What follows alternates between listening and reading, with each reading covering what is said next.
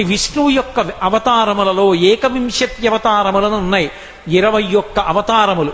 వాటిని స్మరిస్తే చాలు, వాటిని ఒక్కసారి జ్ఞాపకానికి తెచ్చుకుంటే చాలు. ఏనండి, మొట్టమొదట ఆదినారాయణుడు సనకసనందనాదులు, దాని తర్వాత వచ్చినటువంటిది యజ్ఞవరాహావతారం, యజ్ఞవరాహావతారం తర్వాత నారదుడు, నారదుడి తర్వాత నరనారాయణుడు, నరనారాయణుల తర్వాత వచ్చినటువంటిది కపిలావతారం, కపిలావతారం తర్వాత దత్తాత్రేయావతారం, దత్తాత్రేయావతారం తర్వాత యజ్ఞావతారం, యజ్ఞుని యొక్క అవతారం తర్వాత వృషభావతారం, వృషభావతారం తర్వాత వచ్చింది పృథుమహారాజు గారి అవతారం, పృథుమహారాజు గారి అవతారం తర్వాత వచ్చినటువంటి అవతారం మత్స్యావతారం, తర్వాత కూర్మావతారం, తర్వాత ధన్వంతరి, తర్వాత మోహిని, తర్వాత నరసింహుడు, తర్వాత వామనమూర్తి, తర్వాత పరశురాముడు, తర్వాత రాముడు, తర్వాత రామచంద్రమూర్తి, తర్వాత బలరాముడు, బలరాముడి తర్వాత కృష్ణ భగవానుడు, కృష్ణ భగవానుడి తర్వాత ఏకకాలంలో 2 అవతారాలు ఉంటూ ఉండొచ్చు వీటిల్లో.